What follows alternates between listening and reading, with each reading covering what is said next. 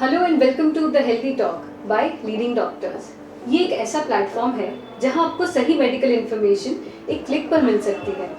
आज ये इन्फॉर्मेशन आप तक पहुंचाने के लिए हमारे साथ हैं doctor Tushar Patel, senior pulmonologist and member of Covid task force in Gujarat, जिन्होंने आत्मनिर्भर भारत की आत्मनिर्भर वैक्सीन को लेकर कोविड को विन किया है।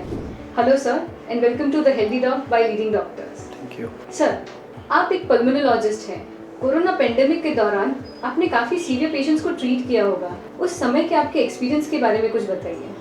आपको मैं फ्लैशबैक में ले जाता हूँ कि 2020 में मार्च महीने की बात करता हूँ, जब अप्रैल महीने से हमारे यहाँ गुजरात में केसेस आना शुरू हुआ था और मई महीने में काफ़ी पीक पे चला गया था।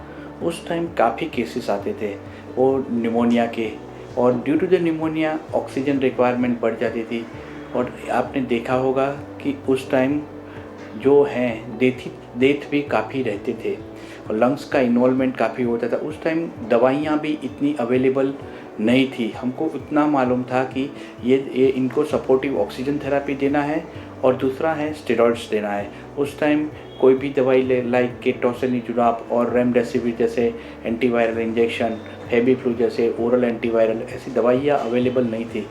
और उस टाइम हम देखते थे कि जो मरीज के लंग्स काफ़ी डैमेज होते थे और लंग्स जो हैं वो स्टोन की तरह हार्ड हो जाते थे। कितना भी ऑक्सीजनेशन दे, कितना भी वेंटिलेशंस दे, कुछ भी तक असर ही नहीं होता था और काफ़ी लोग मरते थे।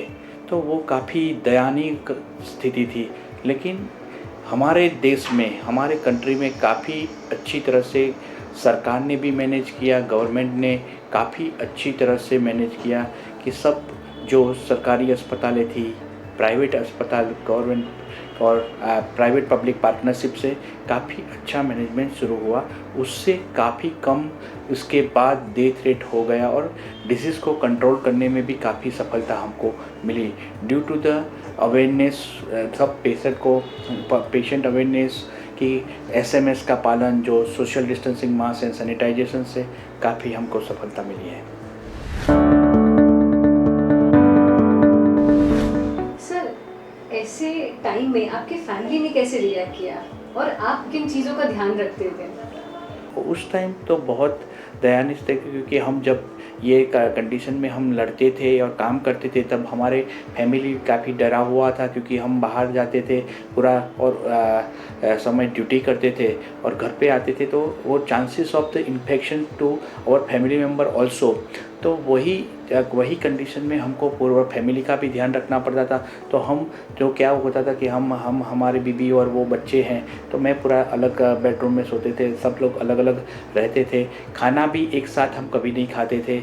सब पूरा जो हैं वो पूरा प्रिकॉशंस रख के हमको करना पड़ता था, वही से ही हम बच सके हैं।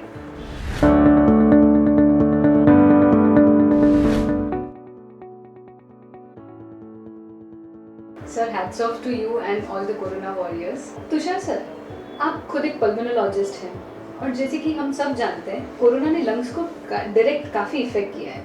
क्या ये डैमेज परमानेंट है या over a period of time proper इलाज से ये ठीक हो सकता है?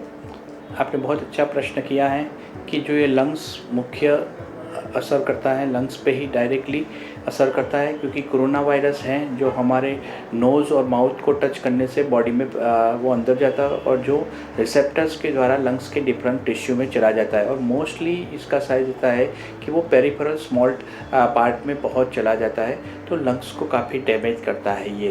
तो कोरोना की वजह से जो जिसके लंग डैमेज हुए हैं, वो लंग डैमेज से जो रिकवर्ड हुए हैं वो परमानेंट नहीं होता है, तो वो धीरे धीरे अपने आप रिकवर होता है। जो बॉडी की रिकवर जो इम्यून सिस्टम्स हैं वो उससे धीरे धीरे लंग्स डैमेज, जिसका लंग्स फाइब्रोस हो गया है उसको थोड़ा टाइम लगता है। लेकिन हमने अब तक के अनुभव की, क्योंकि अभी तक 9-10 महीना हो गया अभी कोरोना के जो पेंडेमिक का, तो उसका जो हमारा अनुभव है वो बता रहा है कि ऐसे पेशेंटों को लंग्स जो डैमेज है वो परमानेंट नहीं रहते और रिकवर्ड हो जाते हैं।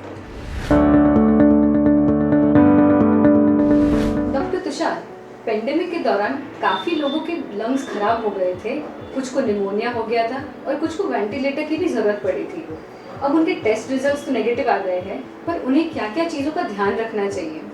ऐसे जैसे आपने बताया कि कोरोना के दरमियान जो भी अफेक्टेड हुए थे, जिसका भी निमोनिया हुआ था वेंटिलेटर पे और सिंपल कोरोना हुआ था, लेकिन उनको भी अभी रिकवर होने के बाद काफ़ी चीज़ों का ध्यान, जो मेनली हमारा जो गवर्नमेंट जो एसएमएस का पालन करवा रही है, social distancing, mask and sanitization, वो तो सबको पालन करना है। लेकिन ऐसे जो जिनके लंग्स डैमेज हुए थे, निमोनिया हुआ था, उनको लंग्स एक्सरसाइज, ब्रीथिंग एक्सरसाइज करनी है, योगा प्राणायाम जैसे कपालभाति और वो सब कुछ करना चाहिए, जिससे लंग्स स्ट्रेंथनिंग बढ़ता है, लंग्स की कैपेसिटी भी बढ़ती है। और दूसरा है कि इम्यून एनहांसर डाइट लेना चाहिए, कि जिसका फास्टिंग नहीं करना चाहिए, इम्यूनिटी जैसे बढ़े, इसका भी ध्यान रखना चाहिए।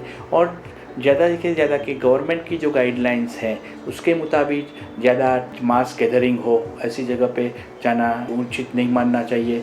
दूसरा है कि कहीं और जगह पे भी बाहर का फूड भी खाना नहीं चाहिए, ऐसा थोड़ा सा पालन तो करना ही चाहिए। डॉक्टर तुषार, जिन लोगों को कोरोना हो गया है अब वह नीडर हो गए, उन्हें दोबारा कोरोना नहीं होगा ऐसा लगता है, क्या ये बात सच है? और क्या इन लोगों को भी वैक्सीन की ज़रूरत है? बहुत अच्छा क्वेश्चन है कि जिसको कोरोना हो गया है वो निडर हो गए और वो बाहर, क्योंकि उनको एंटीबॉडी आ गया है तो उनको ऐसा लगता है कि अब मेरे को फिर से कोरोना नहीं होगा। लेकिन ऐसे भी रिपोर्ट बाहर आए हैं जिसको कोरोना हुआ है और उसको 2-3 महीने के बाद रीइन्फेक्शन भी हुआ है। इसलिए जिसको भी कोरोना होता है उसको ऐसे निडर होके घूमना नहीं चाहिए, कि जिसको मास्क पहने बिना घूमना नहीं चाहिए। तो ऐसे लोगों को वो दूसरे समाज के लिए भी हानिकारक होते हैं। तो जो भी हैं कोरोना संक्रमित हुए हैं उनको भी पूरे सोशल डिस्टेंसिंग, मास्क सैनिटाइजेशन का पालन करना चाहिए। और दूसरा जो आपका क्वेश्चन है कि उनको वैक्सीन लेना चाहिए कि नहीं, 100% जो संक्रमित हुए हैं, मैं खुद भी संक्रमित हुआ था तो मैंने भी अभी वैक्सीन लिया हुआ है, तो वैक्सीन तो लेना ही चाहिए, क्योंकि ये प्रोटेक्शन देगा। क्योंकि कोरोना की एंटीबॉडी हमारे बॉडी में कितने महीने रहते हैं वो हमको भी मालूम नहीं है, क्योंकि ये नया डिसीज़ है कि 3 महीने रहेगी, 6 महीना रहेगी या 12 महीना रहेगी, वो हमको भी मालूम नहीं है। तो उसके लिए सेफर साइड हमारे बीच से कोरोना को भगाना है, हमारे बीच से कोरोना को निकालना है, तो हर एक लोगों को मेरा नम्र विनती है कि वो आप वैक्सीनेट तो कीजिए ही। सर, जैसे आपने बताया कि आपने आत्मनिर्भर भारत की आत्मनिर्भर वैक्सीन ली है, तो क्या आपको भी वो कोविड प्रोटोकॉल्स अभी भी फॉलो करने पड़ेंगे? कोविड जो हो जाता है और कोविड वैक्सीन लेते हैं, इसका 2 डोज होते हैं।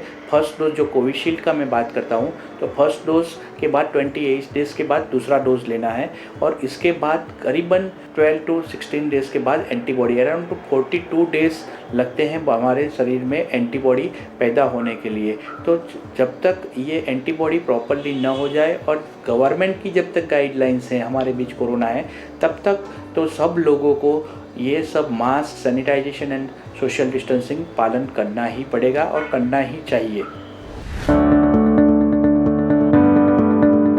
डॉक्टर तुषार, 2020 में लोगों को कोरोना से डर लगता था और अब 2021 में लोगों को कोरोना की वैक्सीन से डर लगता है। लोगों के मन में वैक्सीन को लेकर इतना ज़्यादा भय है कि हम चाहते हैं कि आप हमारे व्यूअर्स को कोई मैसेज दें। 2020 में हमको कोरोना से डर था, तब कोरोना से हम वही बात कर रहे थे मई और जून महीने में 2020 में कि वैक्सीन आएगा तो अच्छा हो जाएगा, वैक्सीन आएगा तो अच्छा हो जाएगा, सब ये कोरोना चला जाएगा। अब हमारे साइंटिस्ट ने काफ़ी मेहनत करके 1 साल के से भी कम टाइम में वैक्सीन जब बना दिया, 2021 के नए साल की शुरुआत हमारे प्रधानमंत्री जी ने दे दी। बहुत अच्छे न्यूज़ दिया, वैक्सीन की जो जांच पड़ताल करके उसकी अच्छी एफिकेसी के साथ उसको मंजूरी दे दी। तब सब लोग बोलते हैं कि अभी ये वैक्सीन का ये होगा, वैक्सीन से ये होगा 2021 में। तो ये सब गलत चीज़ है। मैं आपके सामने ही बैठा हूँ, मैं वैक्सीन लेके मेरे पूरे 5-6 दिन हो गए अभी वैक्सीन लेने के बाद। तो वैक्सीन का कोई साइड इफ़ेक्ट नहीं है। आपने पूरे देश में देखा होगा कि करीबन 15 लाख से भी ज़्यादा फ्रंटलाइन हेल्थ केयर वर्कर्स ने अभी तक वैक्सीन ले ली है और किसी को भी ऐसा मेजर साइड इफ़ेक्ट तो नहीं हुआ है। साइड इफ़ेक्ट होता है माइन्यूट साइड इफ़ेक्ट, जिसको साइड इफ़ेक्ट नहीं बोलते हैं, असर बोलते हैं, जिसका इफ़ेक्ट बोलते हैं, जैसे कि बुखार आना, पेन होना और शरीर टूटना, ऐसी असर इसको बोलते हैं। तो वो वैक्सीन का कोई साइड इफ़ेक्ट मेजर अब तक हमारे देश में नहीं पाया गया है और वैक्सीन काफ़ी सेफ़ है। मैं सब लोगों से नम्र अपील करता हूँ कि आप वैक्सीन लीजिए। और मैं ये भी चाहता हूँ आप लोगों के माध्यम से, लीडिंग डॉक्टर्स के जो प्लेटफॉर्म के माध्यम से आप ज़्यादा से ज़्यादा लोगों को ये चीज़ मेरा संदेशा पहुँचाइए कि ज़्यादा से ज़्यादा लोग वैक्सीन ले। वैक्सीन काफ़ी सेफ़ है, वैक्सीन की कोई इतनी साइड इफ़ेक्ट है नहीं। तो ज़्यादा से ज़्यादा लोग अपने आसपास लोगों को भी तैयार कीजिए। ज़्यादा से ज़्यादा फ्रंटलाइन वर्कर्स जो हॉस्पिटल में काम कर रहे हैं उनको भी तैयार कीजिए कि वैक्सीन लेना काफ़ी सेफ़ है और वो जो लोग लेंगे तो दूसरे लोग भी तैयार हो जाएंगे। Thank you so much sir for your time. Thank you viewers for viewing this video. अगर वैक्सीन को लेकर आपके मन में कोई भी सवाल है तो आप कमेंट बॉक्स में लिख सकते हैं। हम जल्द से जल्द आपके सवालों के जवाब देने की कोशिश करेंगे। Feel free to take vaccine and together let's move from Covid to CoWIN. Thank you.